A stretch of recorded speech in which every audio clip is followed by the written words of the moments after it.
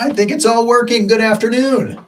It is straight up. Well, it's actually, we're 1 minute late here, but please don't tell anyone. It is 1 minute after the top of the hour, 6 o'clock on the East Coast and 4 o'clock on the West, which means only one thing on a Tuesday afternoon. It is Fertility with Fink and Friends, live from CNY Fertility, Colorado. My name is Dr. Randy Fink. I am Fink. You are Friends. And in fact, we have a very special friend in the studio today who I will introduce to you momentarily, but very happy to see everyone as always on a Tuesday afternoon.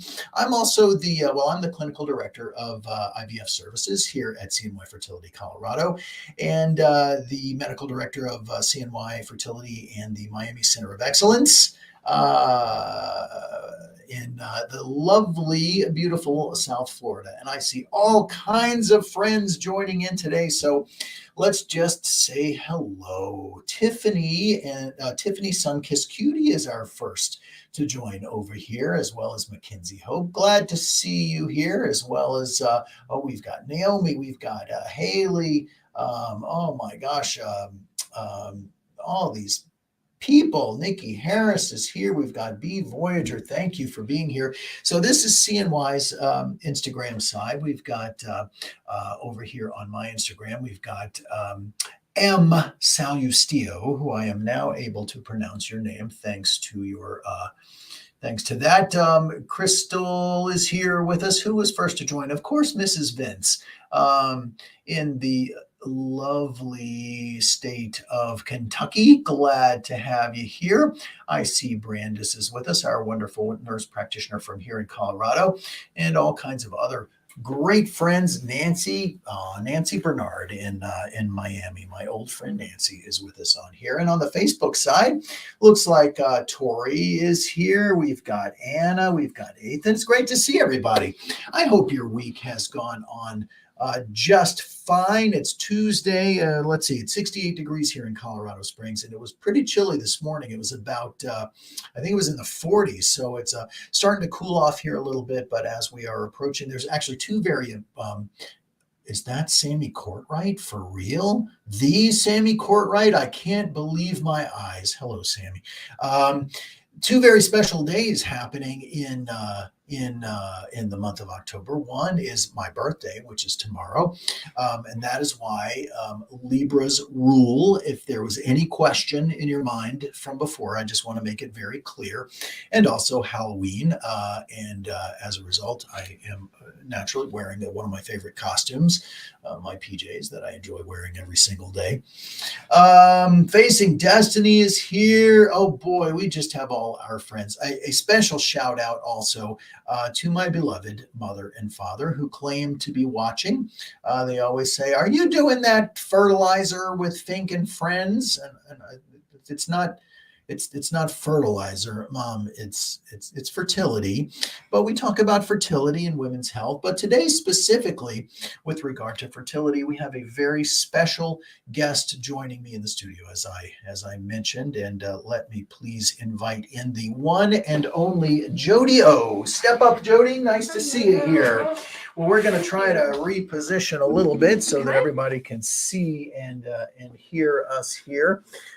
Jody is one of our truly extraordinary embryologists who works here in our Colorado office. But you moved here to Colorado when? The end of August. So not that long ago. And where were you before you got here? I was at CNY Albany. So she came from Albany to Colorado. So just in case any of you are thinking, gee, which location should I go to? Now you would submit that Colorado is the place you'd rather be. Be careful how you answer that. I know. You're setting me up. Yeah, that's right. I'm not sure that's fair. Both offices are great. Albany will always be my home, but CNY Colorado has been very welcoming as well. Where are you from originally? I'm from Nevada originally. Originally from Nevada, yes. And then you went to college in New York. Yes. Okay, so what is an embryologist? What does that even mean? So we are a scientist. Mm-hmm. You deal with tiny humans. Yes, very tiny. Very, the tiniest of humans. And so basically at each of the CNY locations, when you undergo a procedure, an egg retrieval or doing something with an egg and putting it together with a sperm, all that business is taking place in the embryology lab. Yes. And you are doing that thing. I am doing the thing. That thing. So walk us through kind of well, actually, before we even get there, what does it take to be an embryology scientist? Yes. Well, to start in my personal route, I have a bachelor's in biology. And then from that point on, it's been all on the job training. I've done a couple of trainings at different facilities. But there are programs where you can get a master's or even a PhD in embryology as well. You may not know the answer to this, but how many embryologists are there in the country? Ooh, I don't know. I know. We'll make up a number. There are exactly 10. Well, there's a little more than 10 because All we right. have more than 10 in CNY. Okay. But there's not a lot. whole lot of us. There's not Yes. a lot. It's a very highly specialized field of science. And we are very fortunate to, in each of our locations, have an extremely talented group of people who are here to take care of your family, whether it is, from its very earliest inception. So to that end, let's talk about and absolutely positively, we are going to get to the questions that we have here. And of course, if you have any questions about your embryos or about embryology, this is the one to ask. So please throw those out there. But let's talk about the IVF process. So a patient comes, so first of all, somebody has a consult with us. It's usually done on the telephone. We set them up with a protocol so that we can stimulate the ovaries to make as many eggs as we can. And then they come to us and they retrieve those. They come to us and we retrieve the eggs from those ovaries, and then in each of our operating rooms. So in Colorado, we have a little window in each operating room, and we kind of reach through. This is one of the people who's on the other side of it. So I hand you a test tube, and then what happens to it? It's got eggs in it. What do you do with that? Yep. So not only does it have eggs in it, but it has a couple other follicular cells, fluid in it. And we go through that test tube of fluid and cells, and we take out the eggs. Once we've identified all the eggs, they then go into a media where we equilibrate them. And so is that all done under the microscope, or is that something that you can see with your own eyes? Nope. So we're looking under the microscope to identify those eggs. But sometimes the eggs I've seen in a dish that you can actually see them with your own eyes. Yeah. So the cumulus cells, so those are like the cells that surround the egg. If they hit the light just right, they kind of glow a little bit. So that's what you're seeing. But you're really seeing the cumulus cells, probably not the actual egg itself. Okay, so cumulus cells are the cells that are kind of, are those useful cells to the egg, or are they kind of cushion for it? It's kind of cushion for it. Okay, and so you wash away the cumulus cells. Yep, so at the time of retrieval, we're going to trim off a lot of the excess cumulus cells because it's easier for us to manipulate, but then they're going to sit for about an hour, and then we're going to, we call it denuding. So then we're going to take all those cumulus cells off. So we're left with the egg in the zona. And at that point, that's when we can identify which eggs are mature and which ones aren't. Okay, so let's say that you have mature eggs. And then, so there are two. We like mature eggs. Yeah. We have a lot of maturity in our office. There's a lot of very mature things going on here, just so you know. The process of taking a sperm and putting it into an egg, or actually I should say this, the process of fertilizing an egg can happen in one of a couple of different ways. One we call conventional IVF, and one we call ICSI. What's the difference between those things? So in conventional IVF, we are not stripping all of the cumulus cells off of the egg. We are leaving a good amount of cumulus cells on the egg. And based on the sperm sample, our andrology department gives us a certain volume of the sperm sample to put into the drop of media that the egg is being held in. So we are kind of letting the sperm find the egg.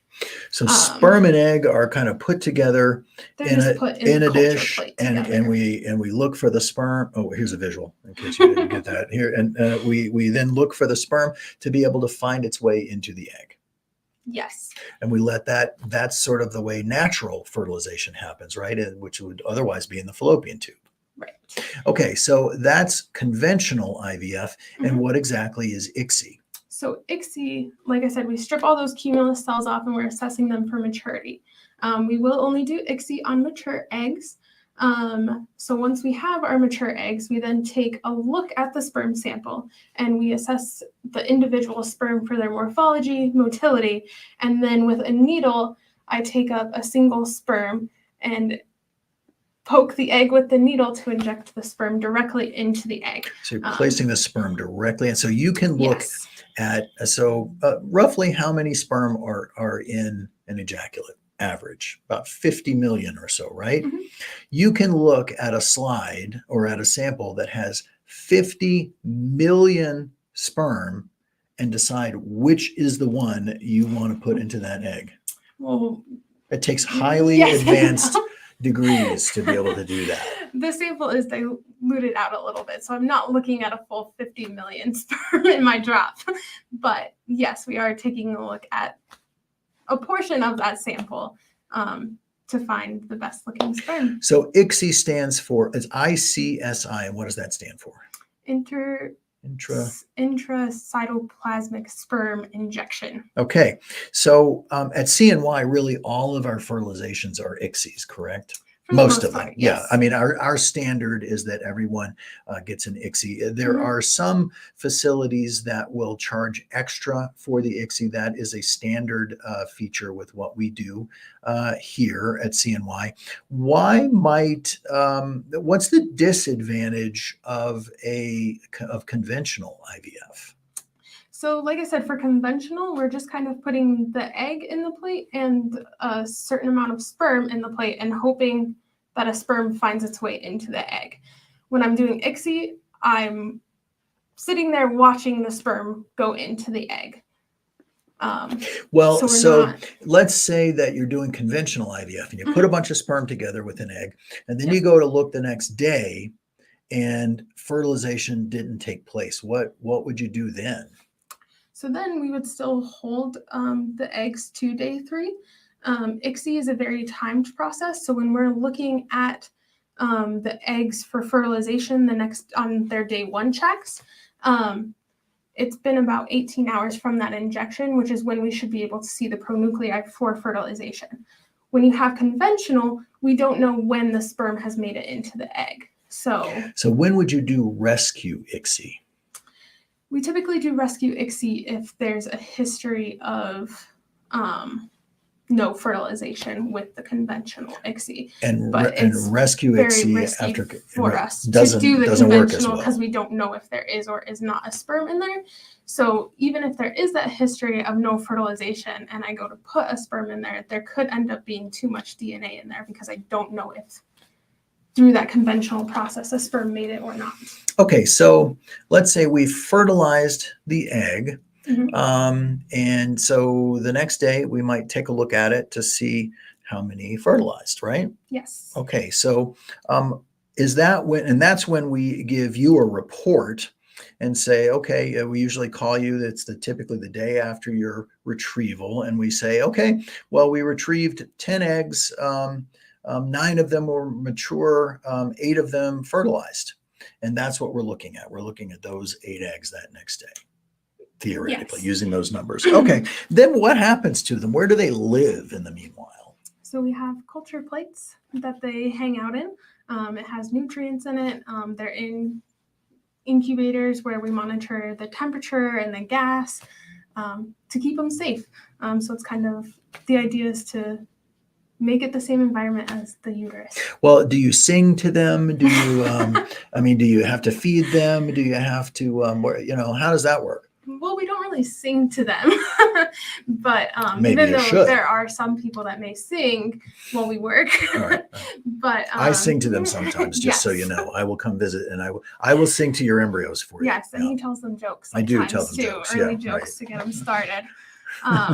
But no, we do switch over the media. So we switch over the media on day 1. So after we check them for fertilization, we'll switch them into new media on day 3, and then we'll switch them into new media again on day 5. So that's why we would tell you too that we don't check them on day 2, because they're in the media, they're safe in that incubator, and we don't want to disturb them any more than we have to. If there is a well, so let's just say that here's a question that I hear a lot. Maybe you can address it, because there's probably looks like we just lost Facebook. Let's see if we can.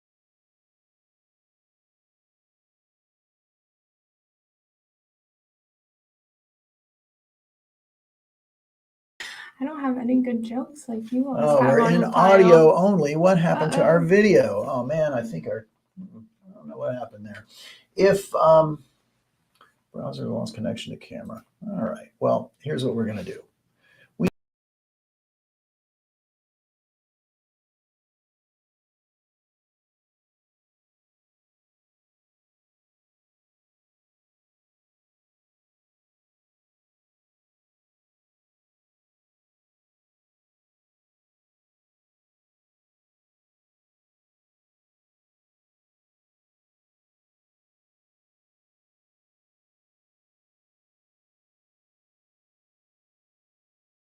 Guest. Oh, wait a minute. Look there.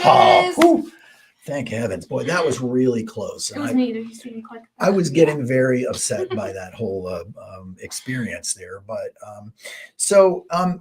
in theory, there's an awful lot of embryos sitting there, right? Yes. All right. So how do you know my embryos from your embryos, from her embryos, from their embryos? Yep. So all the plates are labeled. There's 2 identifiers on each plate. Each client has their own space in our incubators that is also labeled. Not only when I move embryos out of a plate into a new one am I reading it, but we also have second IDs as well. So someone else is also verifying what I'm doing. So every time we move an embryo, 2 people are verifying that embryo. Yep. Wow. Well, so that's reassuring. Yes, we have lots of IDs going on in the lab. Lots of IDs before retrievals, during biopsy, ICSI. We do. Keep eyes on it. So once those embryos grow up, we have some different options of things that we can do with them. Obviously, yes. We can transfer an embryo back to someone. And let's say that we're going to do an embryo transfer. Mm-hmm. You place that embryo in something called embryo glue. What is embryo glue? Embryo glue is a type of media. It's a great marketing thing, right? Yeah. It's not really a glue, despite how it sounds. It does have some extra proteins in it that are thought to help in the implantation process, but it is still relatively a new thing, and there isn't a whole lot of data to back that up yet. So everyone at CNY gets embryo glue. Yes. You don't have to pay extra for that. Embryo glue is a form of, or is made up of something that's called hyaluronic acid. Hyaluronic acid is the same thing that is kind of the basic form of skin. So when we use like a Juvederm, if you're going to get filler, that's hyaluronic acid. So that's the basic kind of format of it with some other stuff added in. So your embryos are getting a little filler from the very earliest. We're always worried about beautiful embryos. So that's fresh transfer. We can freeze embryos. What's that process like? So we can either freeze embryos on day 3 or at the blastocyst stage. So blast stage could be day 5, 6, or 7. So we do give embryos 3 days to make it to that blast stage. But our freezing process, You got to get the Yeah. water out of those cells, Yes. right? So we do collapse. So we can't really collapse a day 3 embryo because they are still just individual cells. But those blastocysts, we collapse to pull the water out, like you said, before we freeze them because we don't want those ice crystals forming inside the embryo. So ice crystals can damage an embryo. Yes. Okay. And then the embryo is frozen. Where you know what's that like? Is that like a big commercial grade freezer, or what's that So we freezing store them, facility? yeah, we store them in liquid nitrogen tanks. And again, it's kind of like our ID process. Each embryo is stored on we call them cryo locks, with the patient's name, their ID number, birthday, what date the embryo was frozen, what the embryo is graded as. That way we know exactly what's on there when we go to thaw it later. Okay. And then the last part is the other option is to do PGT testing. PGT is pre-implantation genetic testing. What does that involve? Yep. So we do have to grow the embryos out to the blastocyst stage again for the genetic testing, because I am going to be removing about 4 to 6 cells from the embryo. So if I remove 4 to 6 cells on a cleavage stage embryo, that's only supposed to be 6 to 8 cells, taking a lot of the embryo. So we like them to be a lot bigger. So like I said, we are going to remove some of the cells from that trifectoderm. And then those cells get sent off to third-party company. We typically use Cooper Genomics.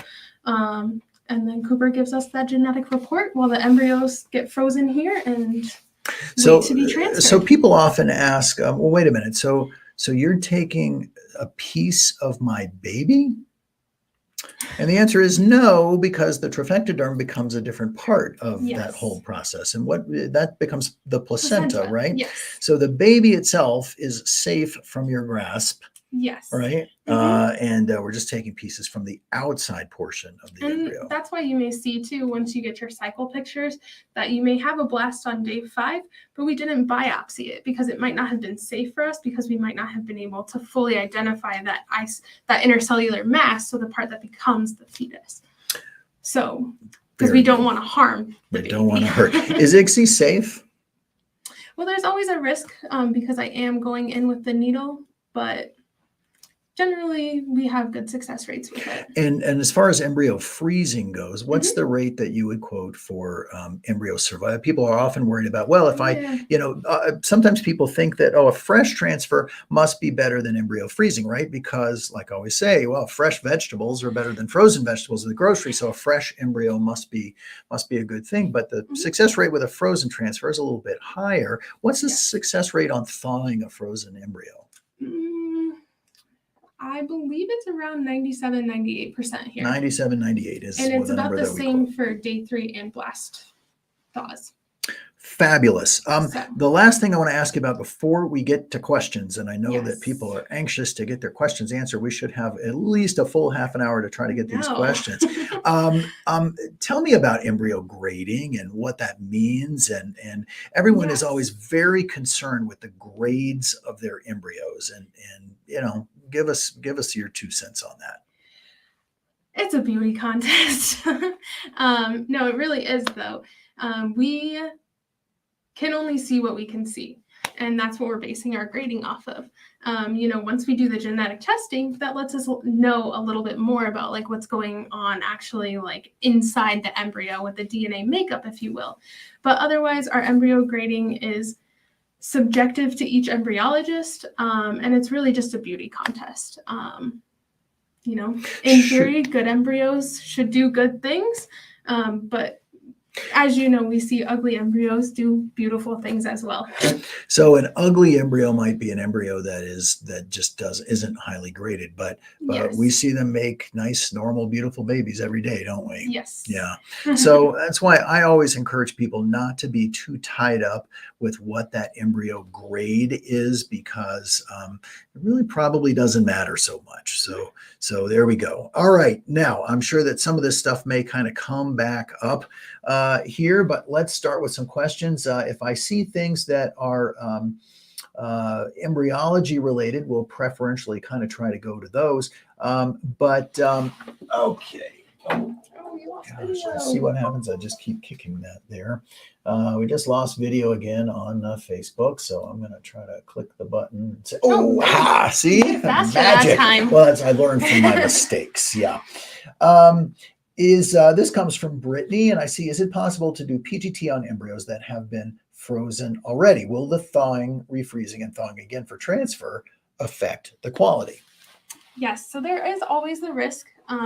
We do prefer to PGT fresh embryos, but we are more than happy to thaw the embryos, either grow them to that blastocyst stage, or if they're already at that blast stage, we're happy to biopsy them and refreeze them. But as she suggested, there is a risk when you thaw, refreeze, thaw for transfer again. The way I think of that is that an embryo has an energy supply. Each little embryo has its own little engine that's churning out, that's processing its energy. And there's probably a finite supply of energy in any one embryo. And so every time you do something with it, like you thaw it and you biopsy it and you refreeze it and then you thaw it again, you're spending some of that energy that the embryo has stored. Now, at what point is that energy expenditure too much to be a problem for the embryo? I don't think anybody can really say, right? No way to know. Yeah. Unfortunately not. And it kind of too, we do see, good quality embryos that don't survive and poor quality embryos that do survive. So again, grading playing into that doesn't really help us either. Are you familiar with Zymont?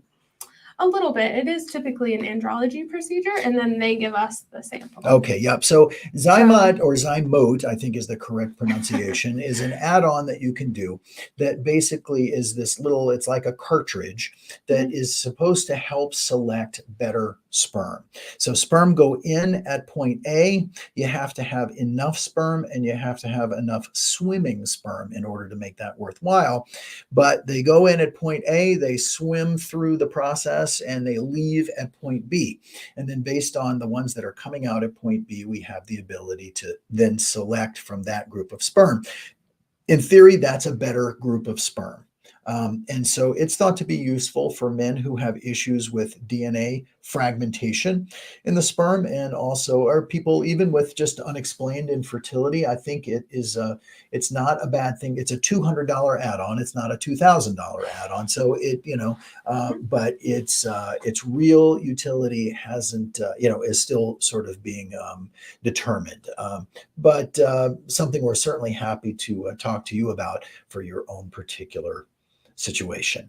Let's see. Anna's asking, and I don't know if you know the answer to this just yet, but how long would you expect before embryology will reach out after fees have been paid for shipping an embryo from Colorado to Sarasota?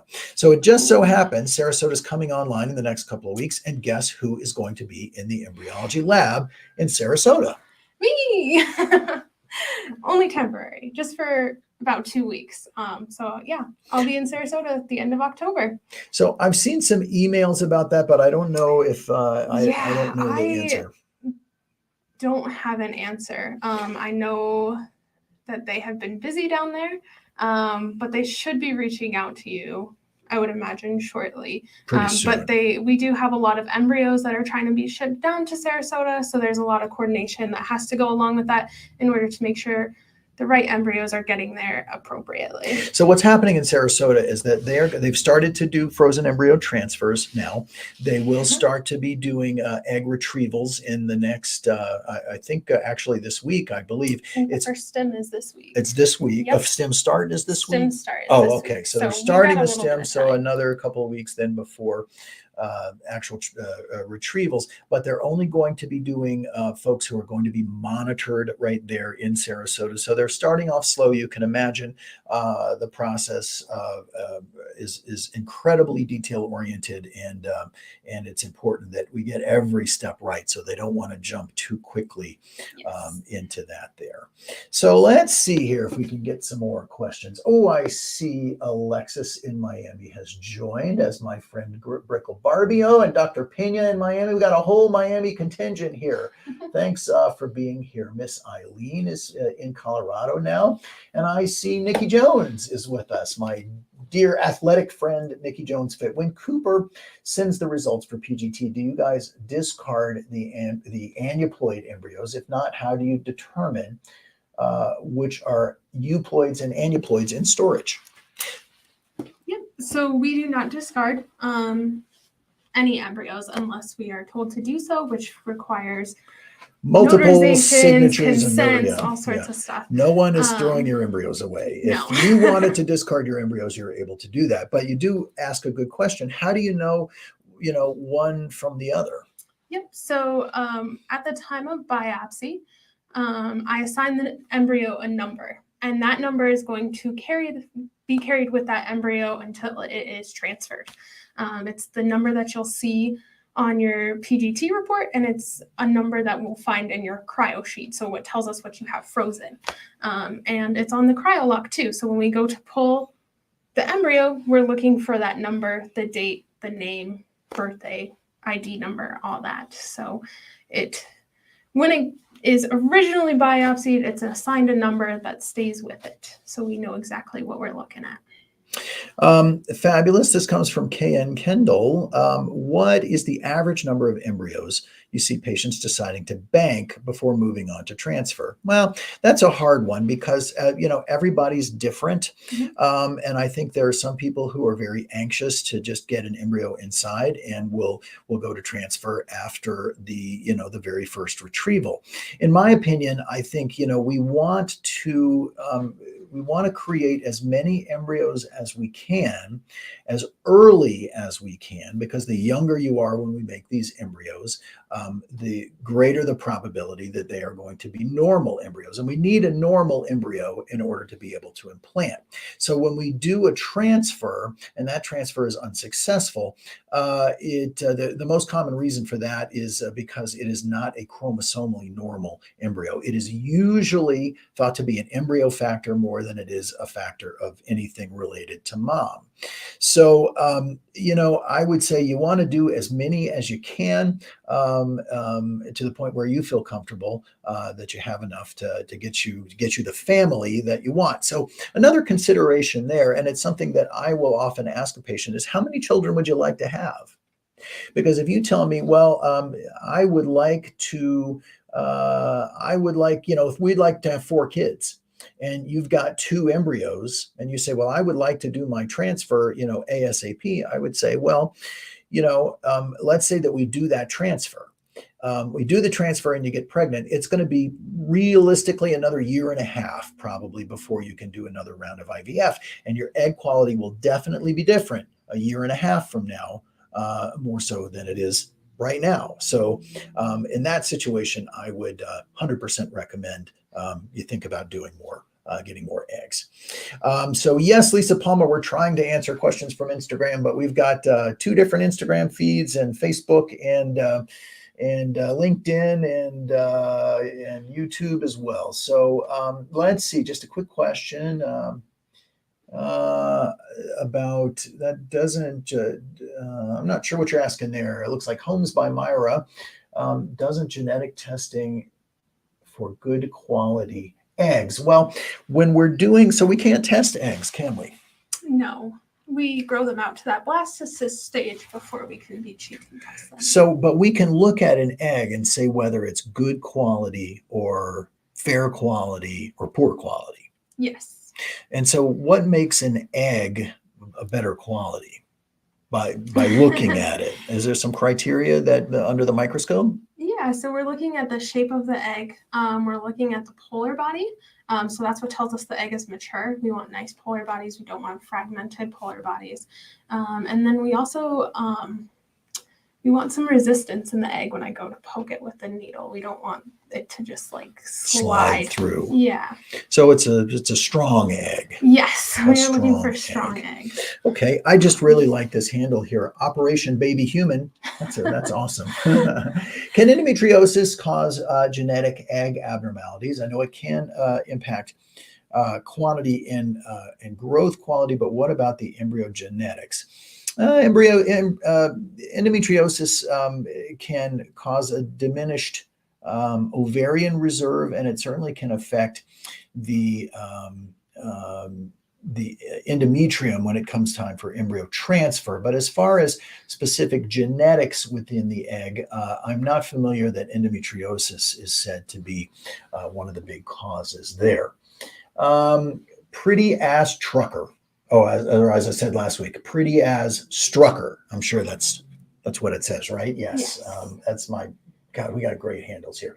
Is PGT testing recommended when using donor eggs, and a donor is a genetic carrier? What are the overall risks of PGT testing, and do you recommend it? So, talk about the risks of PGT.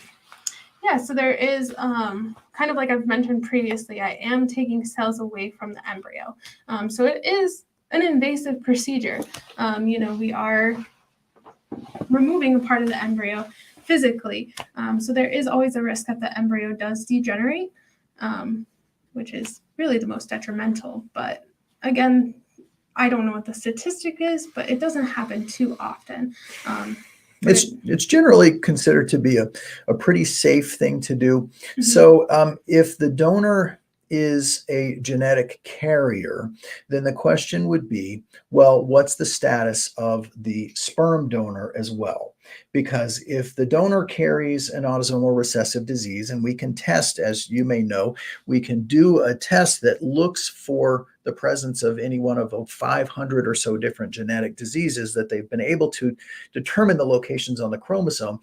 If we can see that the donor is a carrier, just like if you're the IVF patient and you're the carrier, then we want to test the sperm donor, because if you're both carriers of the same thing, it gives you a 1 in 4 chance of having an affected baby. And so the time to find out about that is obviously before you get pregnant. But if it so happens that, let's say, you and your partner are both carriers of cystic fibrosis, for instance, there is a way that we can separate out the embryos that do not carry the cystic fibrosis. And what's that called? That's PGTM.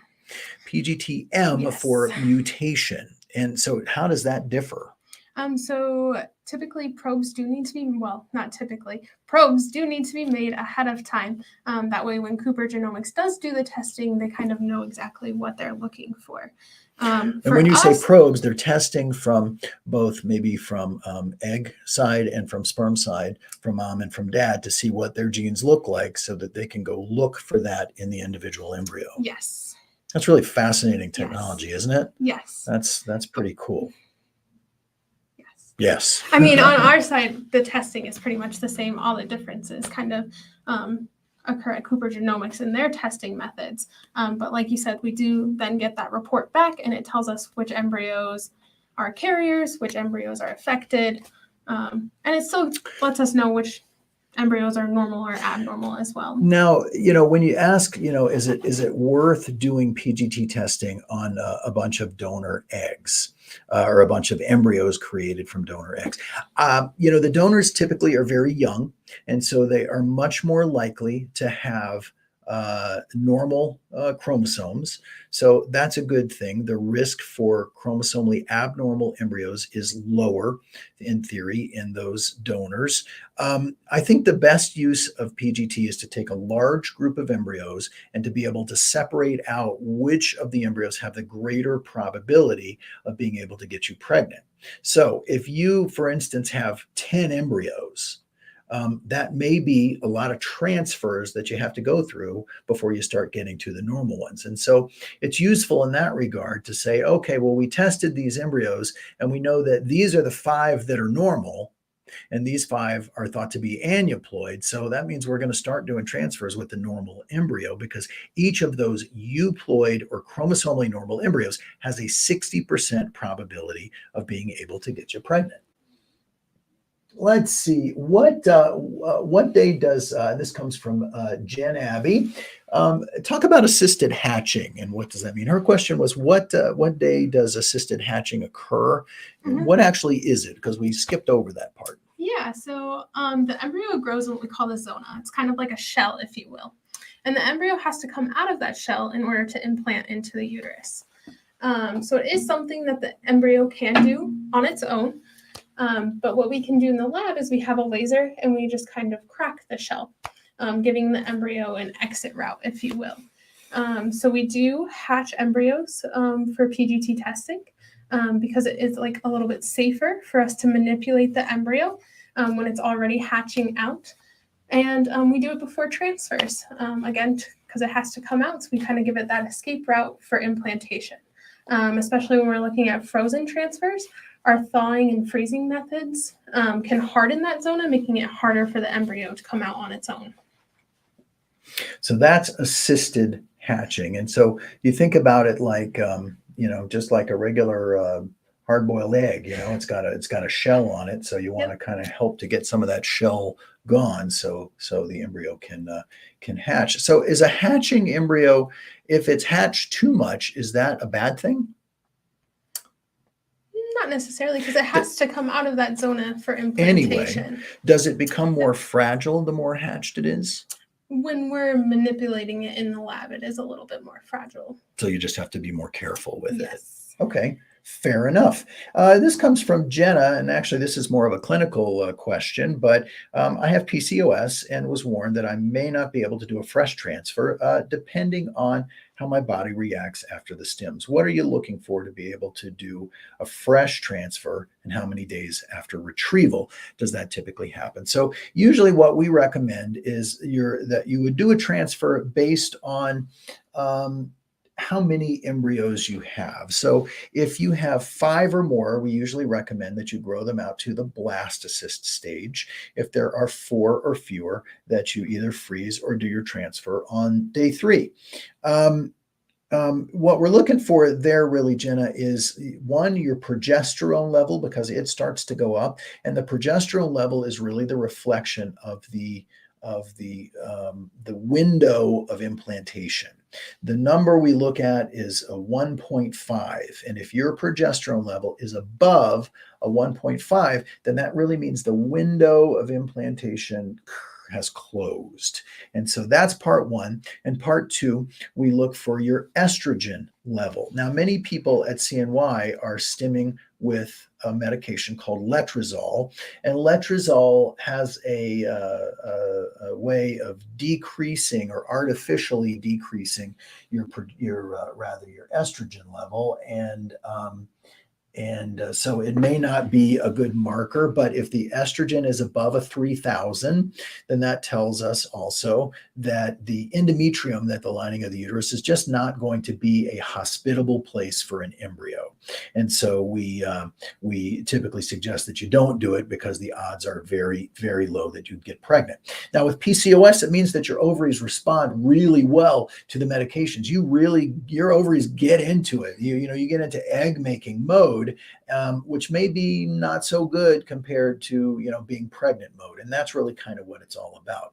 Do you see a difference in, let's say, some of these folks with PCOS, we may do a retrieval and get 45 or 50 eggs.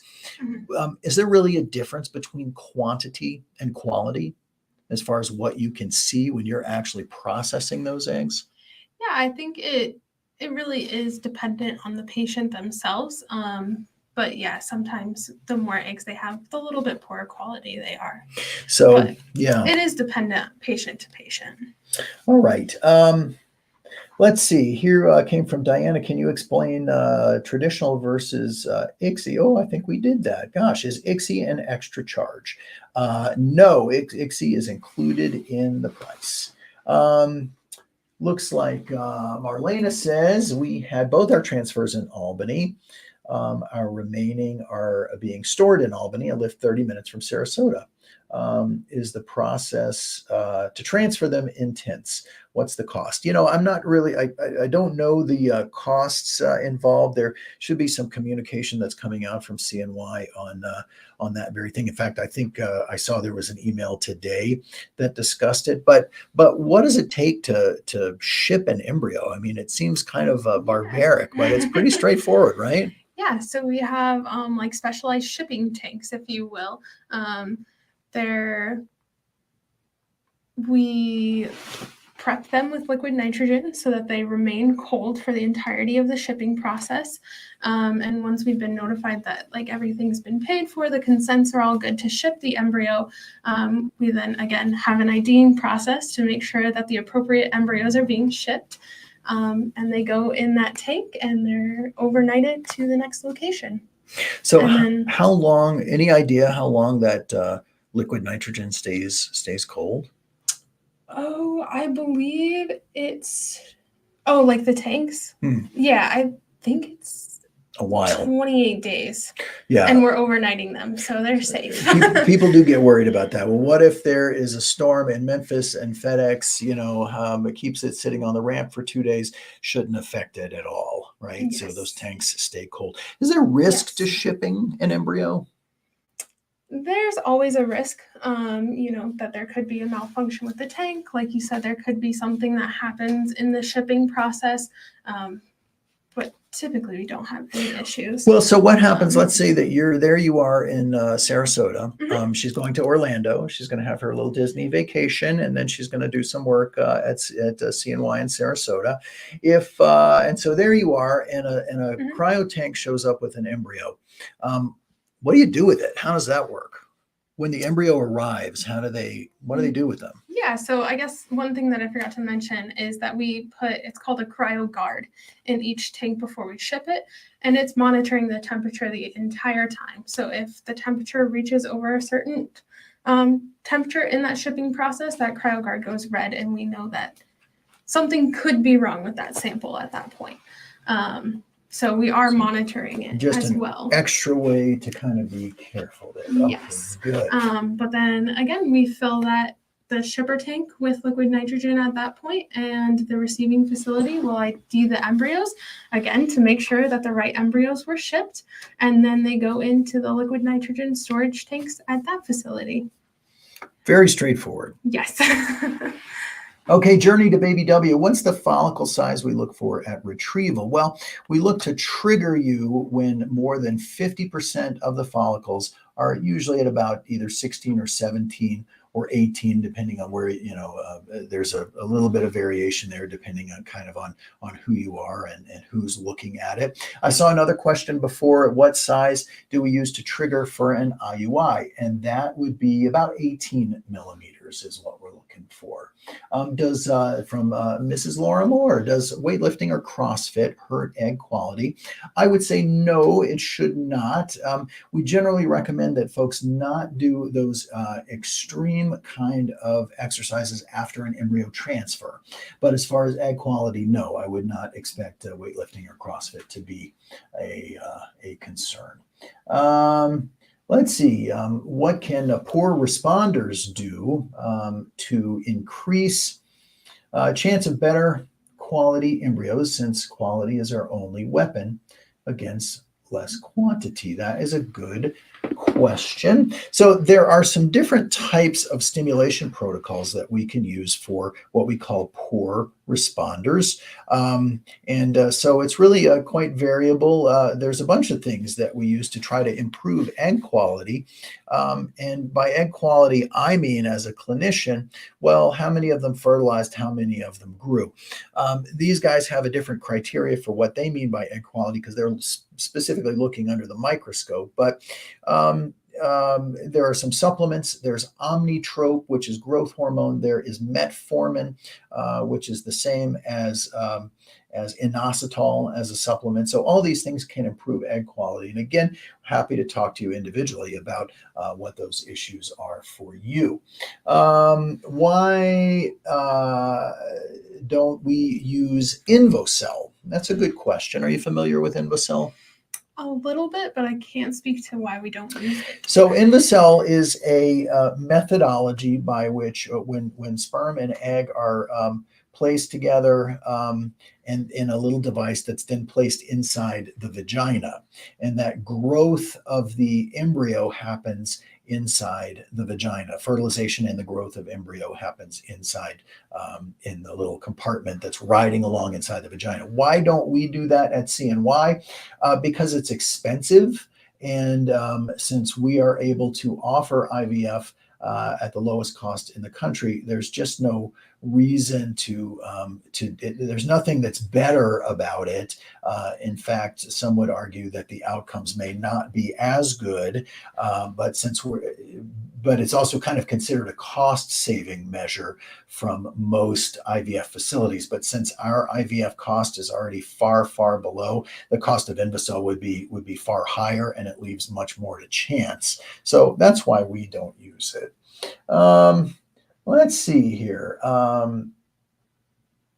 I think we've got some other questions over here. Got a whole bunch of them on the Facebook side. And gosh, yeah, we got lots of questions for you. Clearly, people like Jody O more than they like Randy F, because there's lots of questions here today, and I apologize we can't get to all of them. What I will try to do is in the coming week, maybe be able to go back and look at the questions that weren't able to answer on the live here, which is being recorded, so you can watch it for all of eternity.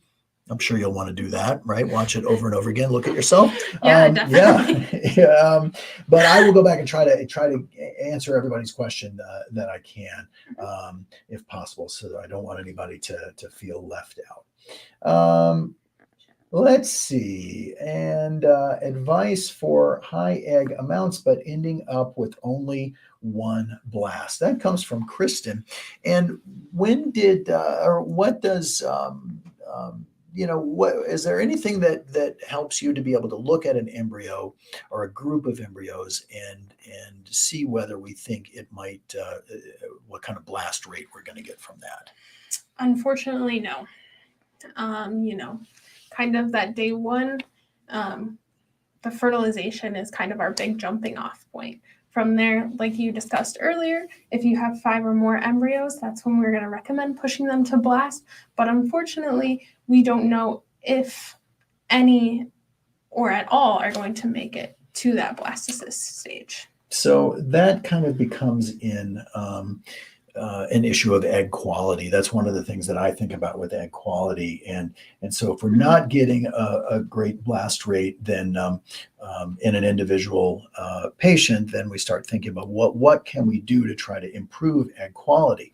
Now, there's nothing wrong with a day 3 embryo. And I always stress this. People say, well, I just really want to have more blasts. What's a better deal about a blast? What's the difference between a blast and a day 3 embryo?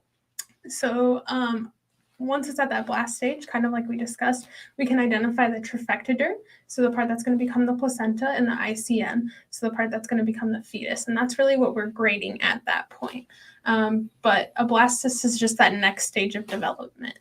So I think by the time it's become a blast, it's already a little functioning machine. Yes. Right? As opposed to a day 3 embryo is still trying to divide, trying to find its way in life, whereas a blast is a little functioning choo-choo train. Yeah. Yeah.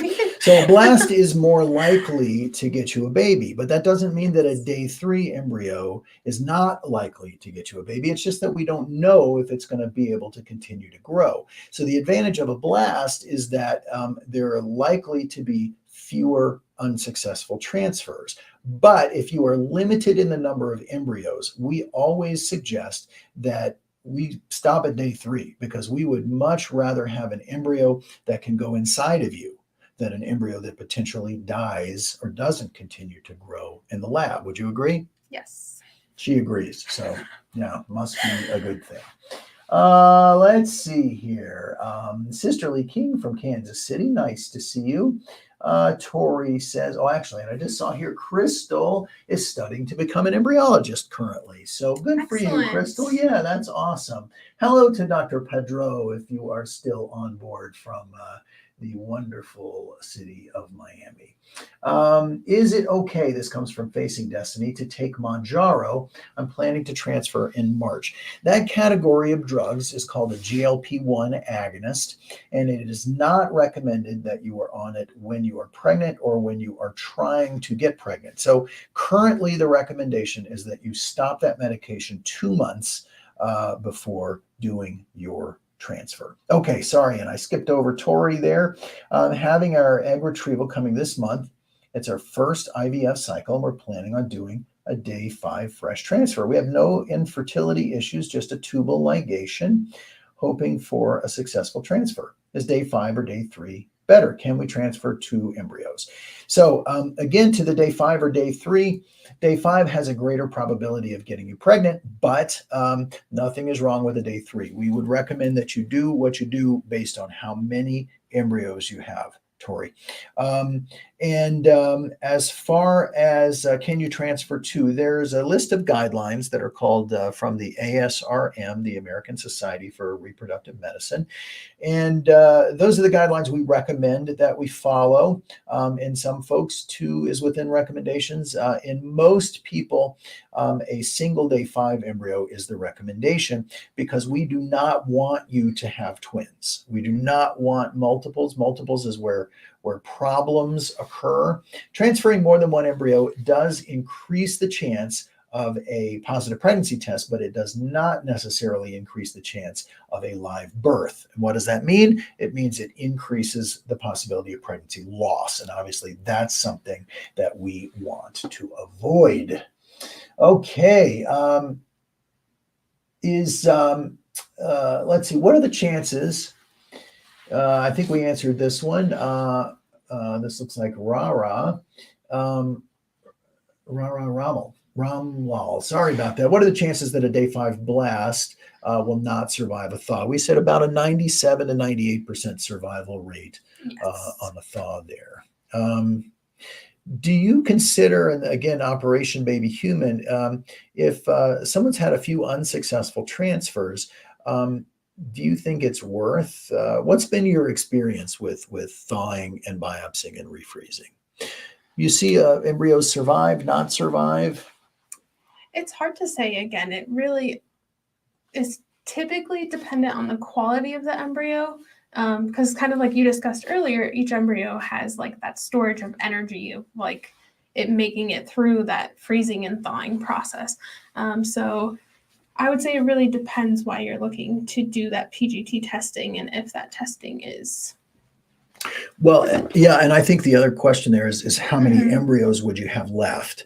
Because if you've had a few that were unsuccessful and you've got 2 embryos that remain, I do not think it's worthwhile to thaw and biopsy 2 embryos because you could put both those embryos in your body and they're either going to stick because they're normal or they're not because they're not. So I don't think you need the lab to tell you anything about those embryos at that point.